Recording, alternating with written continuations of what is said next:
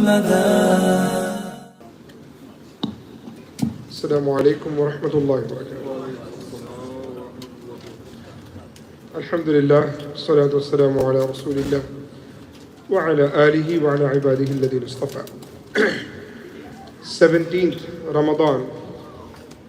It's known as a beautiful and very important incident have taken place in the Islamic history.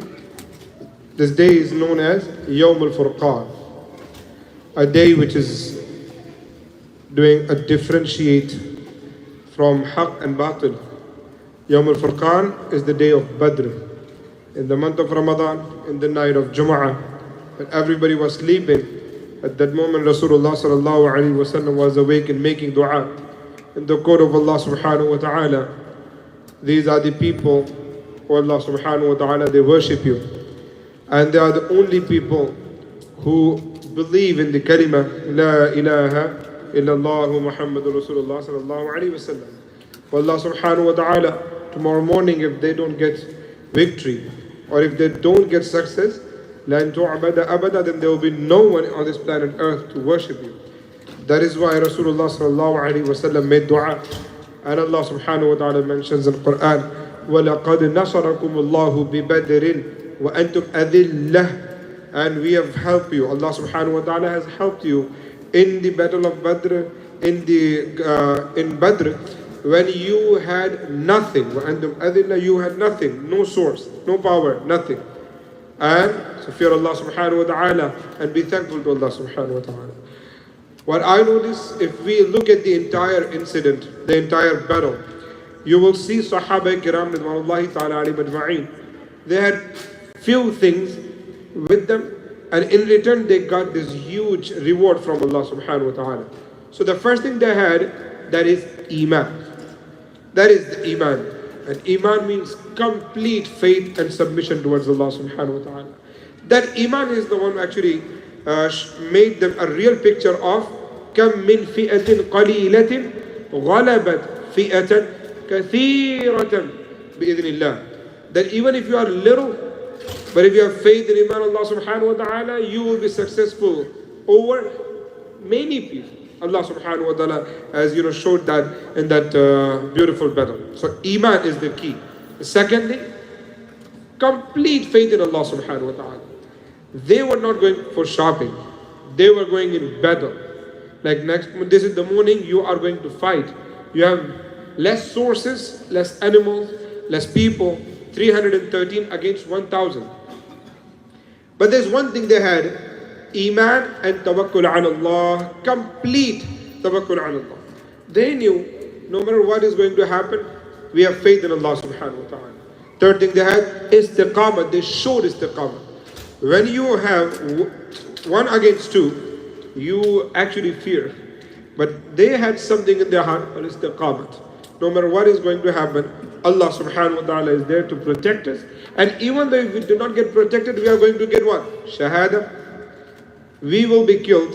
In the way of Allah subhanahu wa ta'ala, we will become shaheed. That is why the Iman, tawakkul ala Allah, and istiqamah, when they showed these three things, in return they got what? They got the greatest reward from Allah and His beloved Nabi Prophet Muhammad sallallahu alaihi wasallam. From Allah is that, alhamdulillah, Allah has mentioned about them in Quran. And they all are forgiven. They got the glad tidings of Jannah. And forgiven not only till that moment, they were forgiven till their last breath.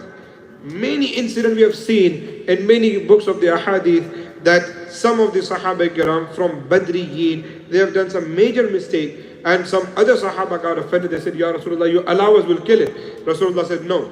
He is a Badri Sahabi, so he is forgiven, do not even touch it. We have plenty of examples right before Fatih Makkah. A Sahabi informed the people of the Makkah, Rasulullah sallallahu alaihi wasallam is going to attack on you. So now Rasulullah said, someone go catch the lady, she is going to inform. So now Ali got her and then brought the letter which has all the information. So now Umar ibn Khattab got angry. Ya Rasulullah, allow me, I'm going to kill this munafiq. Rasulullah said, he's not munafiq, he is a Badri Sahabi. Look at the title. You are a Badri Sahabi, you are forgiven. We have another example. In the era of Sayyidina Umar ibn Khattab, one Sahabi was consuming an alcohol. Sayyidina Umar ibn Khattab wanted to punish him as per Islamic law. He had a dream about Rasulullah sallallahu alaihi wasallam that do not insult him in front of everyone. He is a Badri Sahaba. So they put their effort, they did istiqamat, they did khuluz, they did iman, they did tawakkul ala Allah, and later Allah subhanahu wa ta'ala has given them reward in this dunya, and of course they are forgiven in akhirah as well. Now, what we are going to learn from this incident, that at this moment, nobody is asking for our jaan, for our life, for our soul. All we are asking for our time. We have to give and sacrifice our time to learn deen, to come to the masjid, or to get closer to Allah subhanahu wa ta'ala, to offer our daily prayers. But this is sad that we do not even have enough time to give to Allah subhanahu wa ta'ala. May Allah subhanahu wa ta'ala give all of us tawfiq that we should be thankful to Allah for whatever we have, especially deen we have, which actually a great sacrifice from our Sahaba kiram ridwanullahi ta'ala ajma'in. They have done their best. That is why Alhamdulillah, we are offering our prayers in peace in this beautiful masjid and anywhere in the world. In return, we have to do few things.